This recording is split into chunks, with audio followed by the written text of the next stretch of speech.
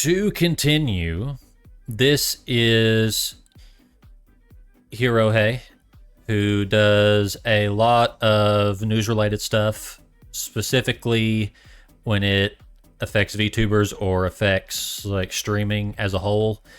And this video pretty much is just that.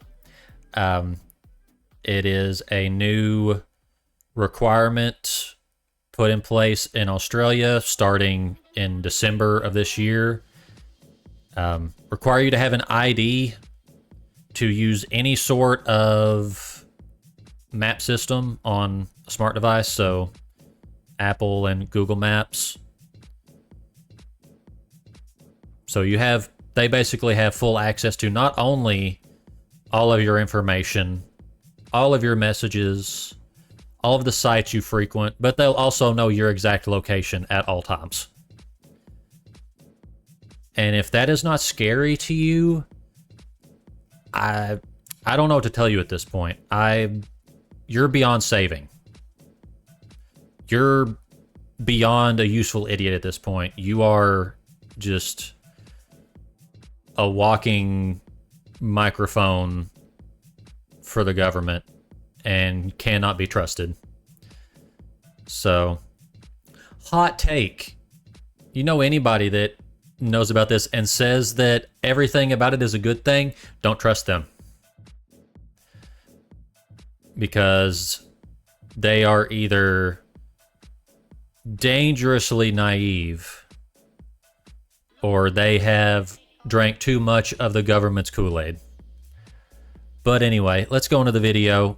I have not watched this from him yet, so I'm hoping that he can kind of enlighten us on some more information regarding this whole thing that's passed in Australia. And it's muted, my bad. Of course.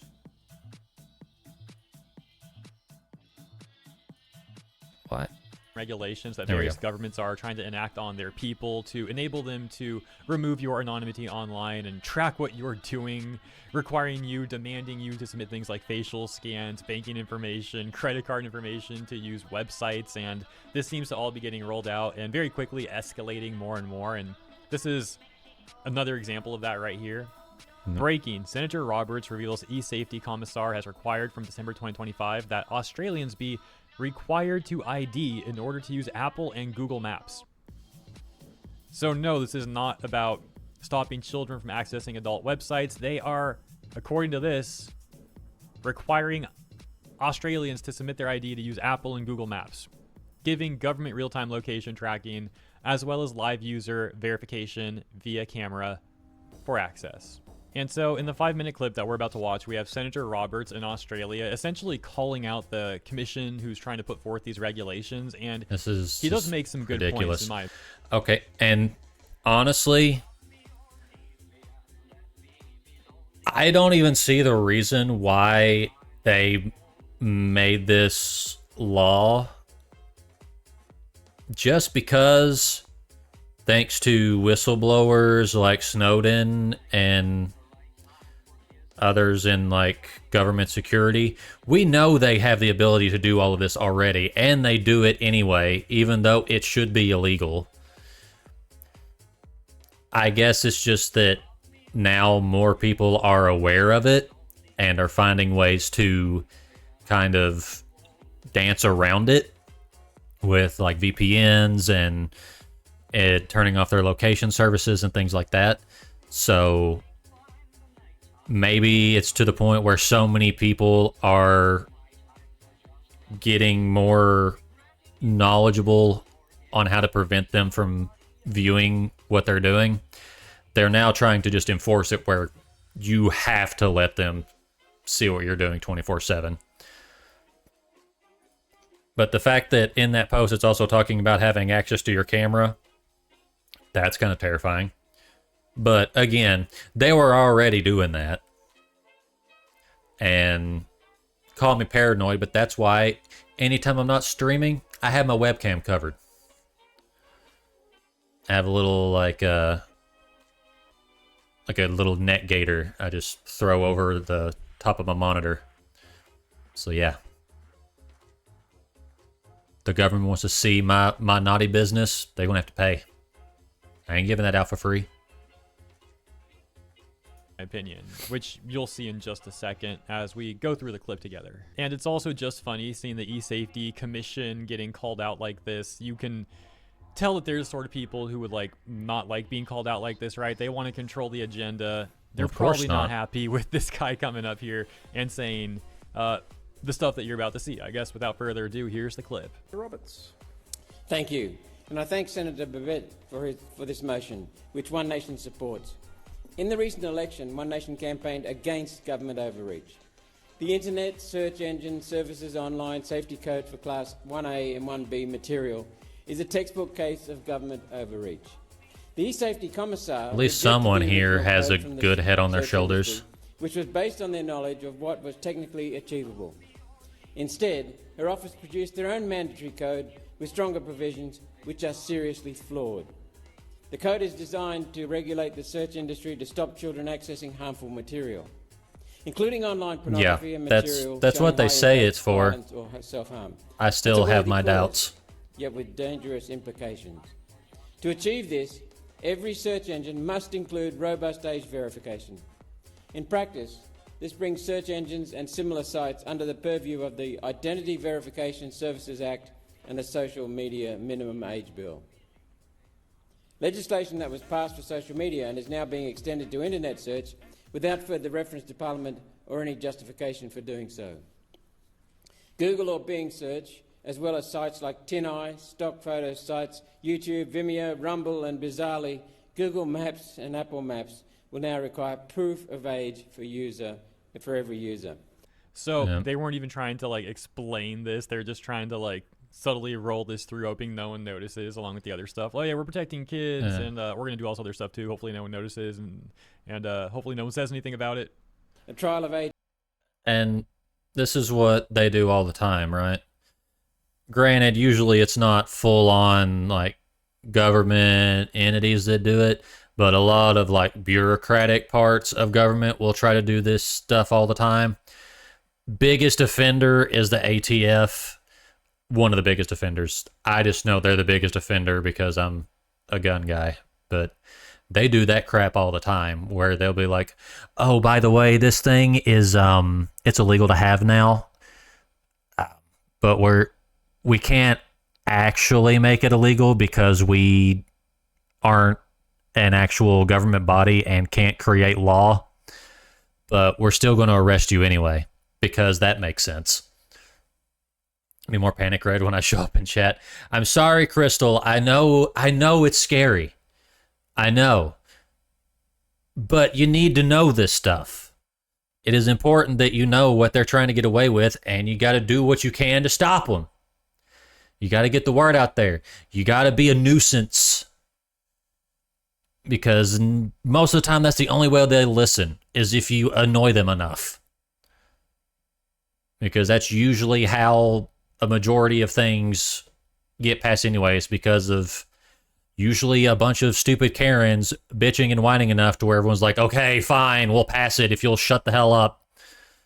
Every time. And I think people are just finally getting sick of it and sick of listening to the Karens. Like we've been doing anytime you've worked in a retail place. Like I have for the last over 15 years. I'm sick of Karens.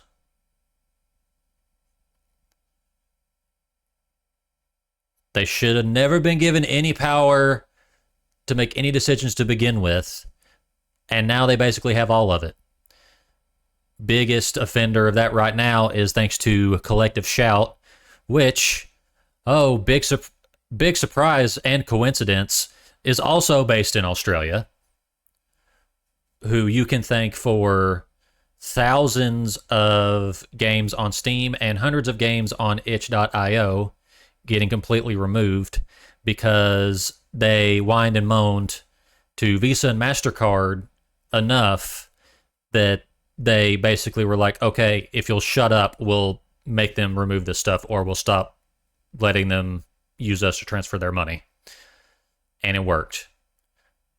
But they are starting to, it seems, backtrack on that information, just because way more people have been emailing them and calling them opposed to it than the thousands or so emails that Collective Shout sent to them in the beginning.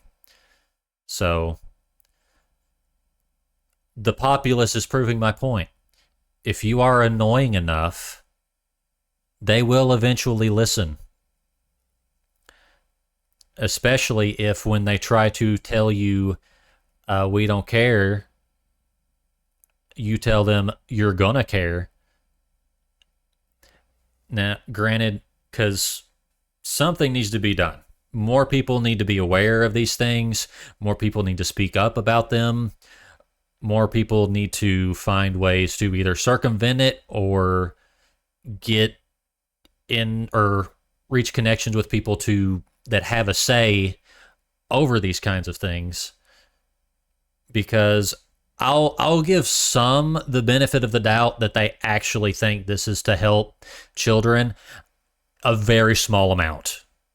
But even those people are incredibly stupid and naive.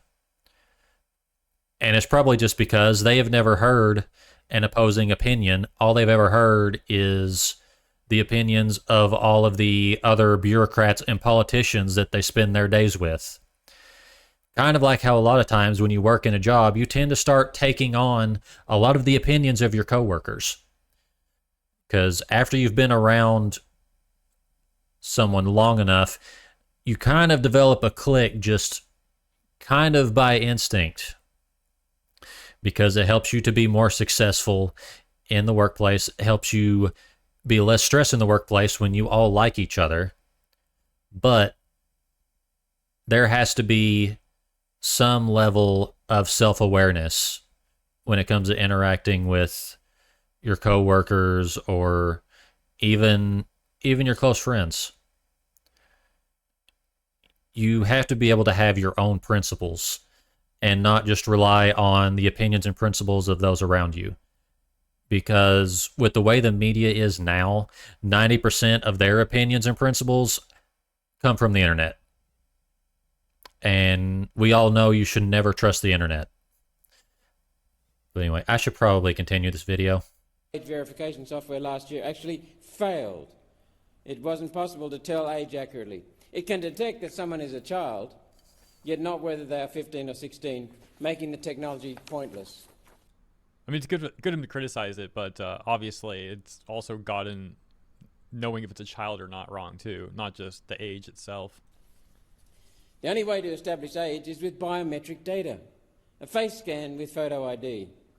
As I've already spoken about, age verification for holding an account does not work without continuous facial scanning to ensure it's sad that I honestly feel like he might be the only person fighting against this, unless the other members behind him are also a part of the same group. Continuous scanning, search engines must show only child-friendly material.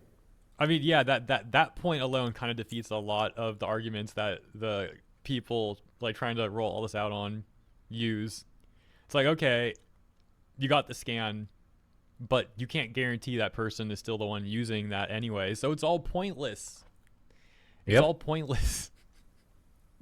This ensures it's just like of course the ultimate point was them just collecting this data. Sorry, I'm pausing again. It's kind of like what Tails was saying last stream, how it's so easy to just get a fake ID or just for them to just grab their parents' ID, flash it onto the computer, and get access to every single one of those websites that the government is saying they're protecting them from. Sorry, I just did quotes, knowing full well you can't see it because I'm a dumbass. But they're going to find ways around it. Kids have found ways around government restrictions for generations. Like, how many people do you know that had fake IDs to be able to get alcohol or cigarettes, or just getting someone that is old enough to go in to get access to those things? Granted, it is illegal for adults to do something like that, and it should be. I mean, if you try to show things to someone that is not of legal age to be viewing those things, like adult content, things like that, then yeah, you should probably be getting into some trouble for that. But what I'm saying is that this is not going to do anything to prevent that. Or it's not going to prevent kids from getting access to that content. And it just feels blatantly like all it is just ways for them to not only just censor more people, but keep track of what everyone is doing at all times. And right now, that might not be a problem.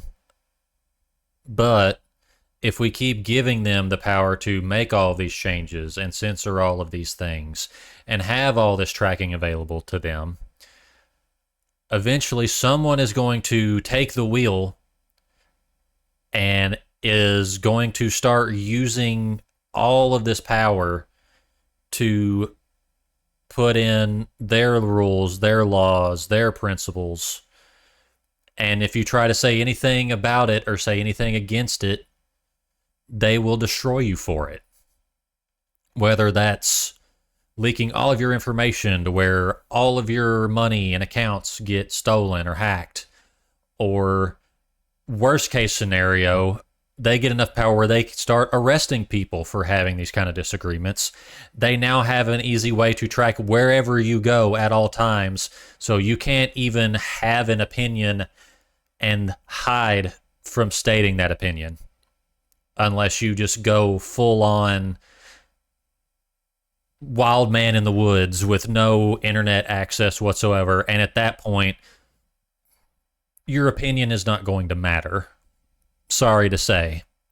But if you're one of those people that is full on like, I'm going to live off the land and never have anything to do with the outside world and the government, I mean, you can do that. You absolutely feel free to do so. But once you start doing that, any opinions you have regarding what's going on in your country or the government is kind of null and void. Because you have no platform to speak on. You have no connections to anyone that could stand with you on what you're saying.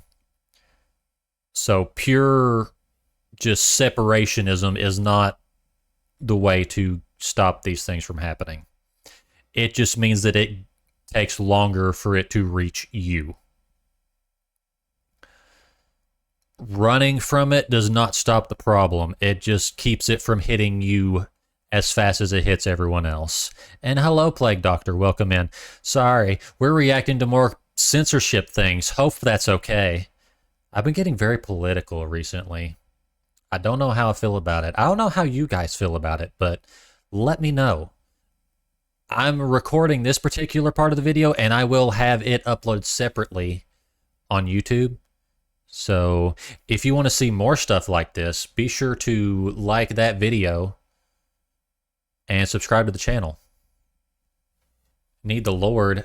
I have the Lord, thank you. I go to church. In fact, the reason that my stream is going to be late Saturday is because I have church Saturday night. Probably the majority of people that are trying to pass these laws, they're the ones who need the Lord. They need them some Jesus. Sorry, I paused again. I don't think I've made it past 2 minutes of the video without stopping to talk for 5 minutes. Okay, let's continue. Then spying on people anyways, but that is kind of funny too. Need to provide biometric data to access one of these services or only see the child-friendly results. So I'll say that again. This ensures every person will need to provide biometric data to access one of these services. These extreme measures have a point to them. Every user of any platform that disseminates accurate information the government doesn't like can now be regulated.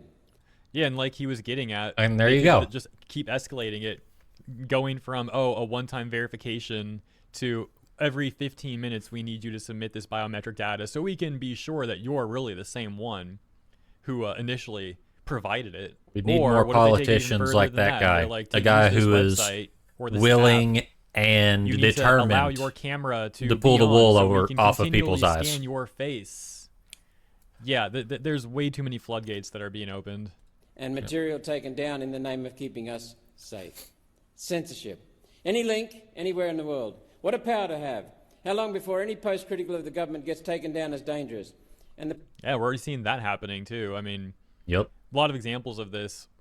I'm going to instantly just cite like Reddit as an example. You know, if you say certain things that criticize certain politicians that the hive mind on Reddit wants to prop up, they get those, not just those posts removed, they've gotten like entire subreddits removed for that too. The person gets a police visit, which is happening right now. Well, that's not in the really a United government Kingdom thing. under very I'll similar kind laws. of knock back on Or him that, on which that is one. obviously even worse. Like the Reddit stuff is bad enough, but like I actually have the Reddit's cop a show privately there, owned which is website. crazy. They It can was really crazier. do And I've talked about whatever they that want a few days ago censorship-wise. with that Telford woman who was the victim and gave her testimony.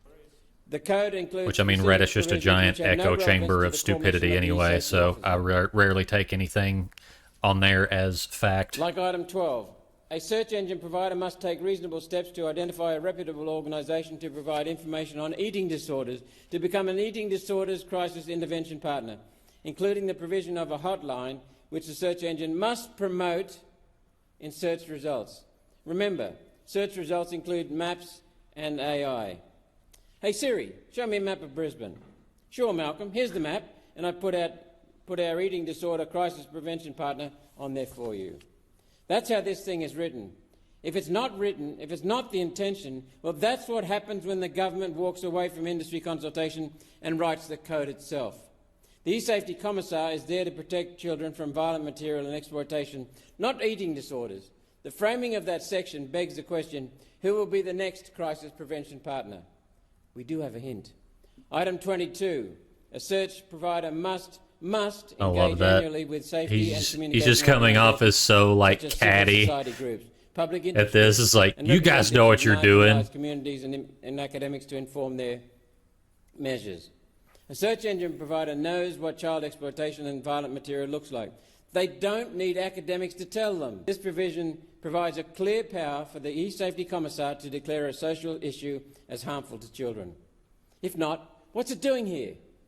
This code is designed to formalise the process of taking down links to any messaging which the e-safety commissar deems wrongthink under the guise of that information being harmful, as they did during COVID, often for material that was later shown to be factual.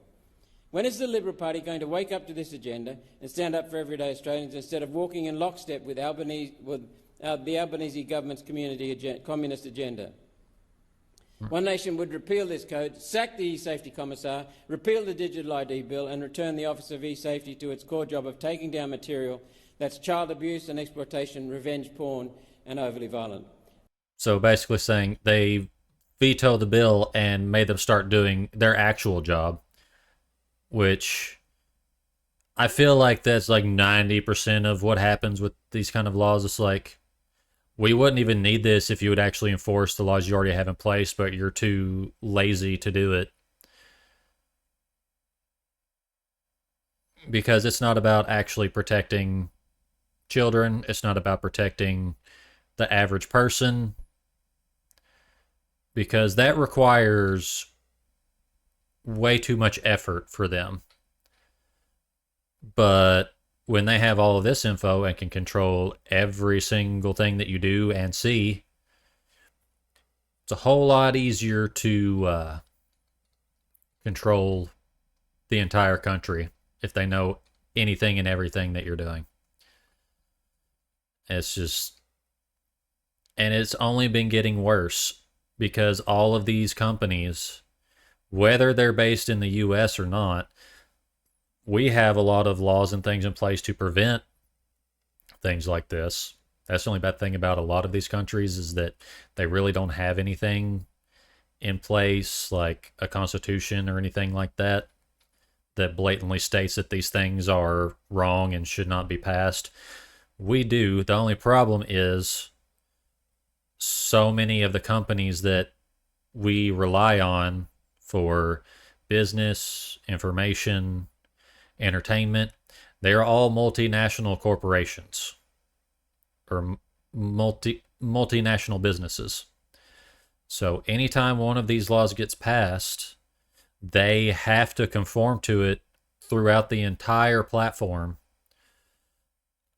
unless they're willing to lose money from that country, which honestly, with a lot of these, I feel like they should be willing to lose a little bit of dividends. Because I feel like in the long run, if they go lockstep with this, way more people are going to just stop giving them money anyways. So they would have been better off just not supporting it and not making money from that country, because 90% of the country is not going to pay them because they're against it anyway.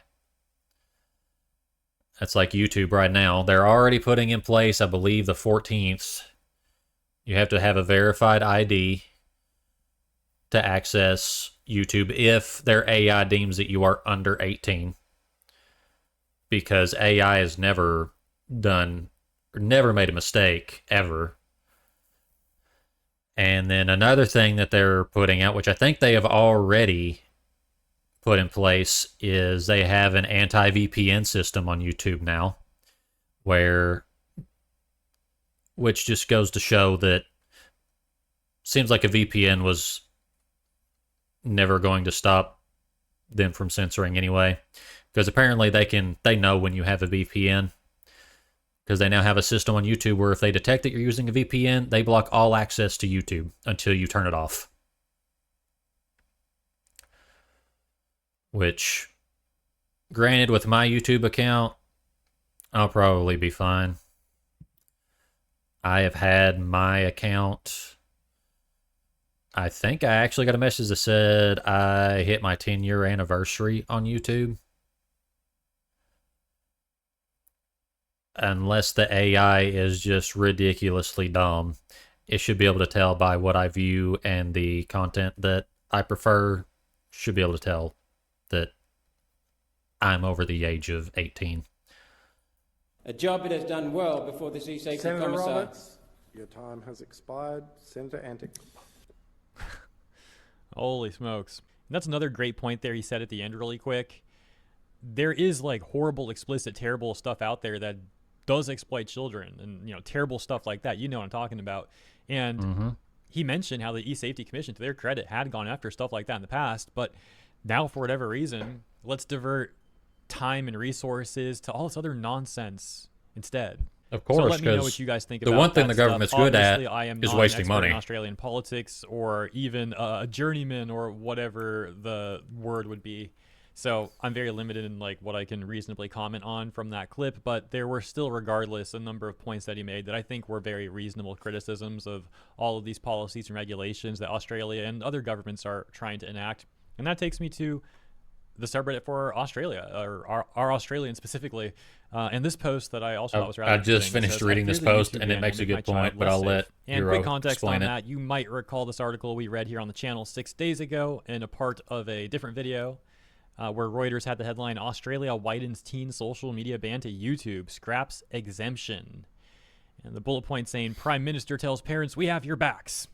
Ban set to take effect in December. Other sites objected to Yeah, YouTube's we have your exemption." backs in the perfect And after we position read to the rest of stab that Reddit them. post from the concerned parent pointing out issues with this ban, we'll watch this clip, because while I read the article before, I didn't watch this clip, so that sounds like it could be interesting. It's only 2.5 minutes long, and before we get to that, though, let's go back to that Reddit post from the concerned parent who's pointing out issues with this new regulation. If my understanding is correct, they said that my daughter will not be able to have a YouTube account, but will be able to access YouTube not logged in.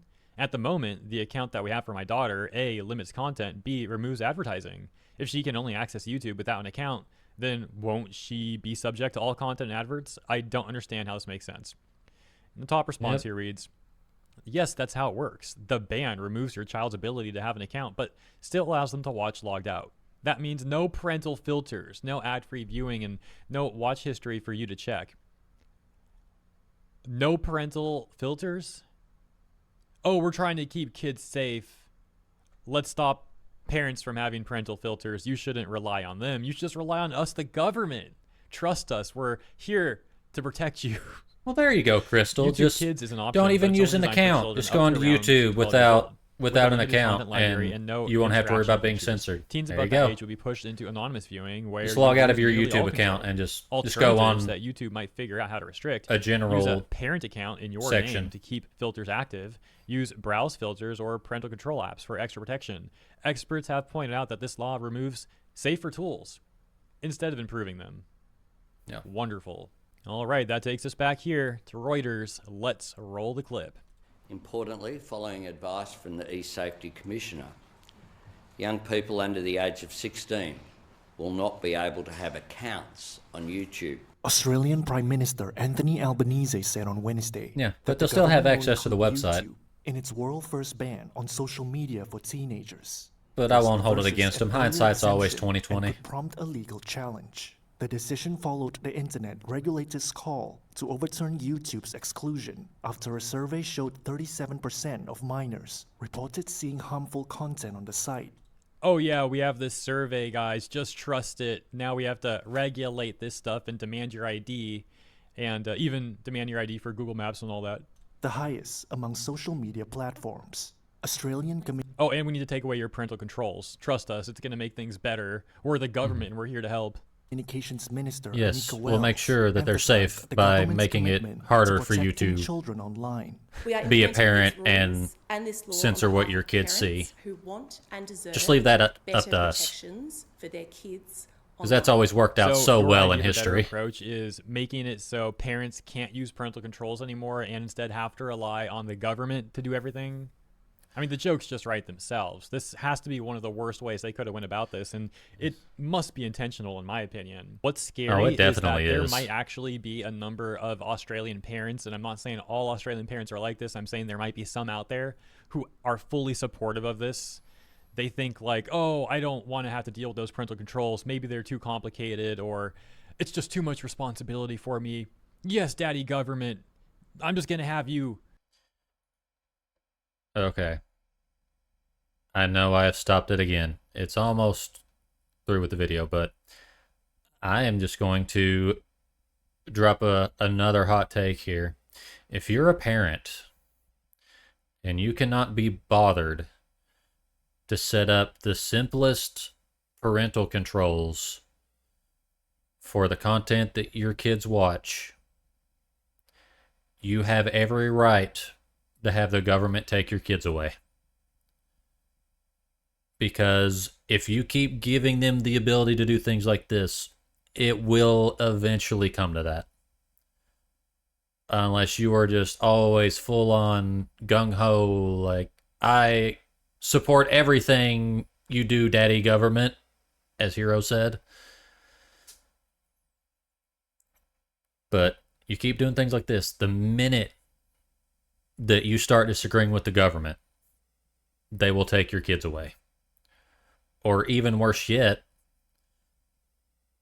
since they have full access and ability to control what your kids watch, all they see is content meant to indoctrinate them to do nothing but trust the government, including not trusting their own parents, to where they won't even have to go find you to take the kids away. The kids will go to them and turn you in. Kind of like how a lot of kids did in the country in Germany when it was run by the funny mustache man. Fun little history fact there. Kids were raised in school to join the Nazi Party. I don't even know if I can say that. I don't care anymore. I really don't. It's their own fault for all this stupid censorship crap.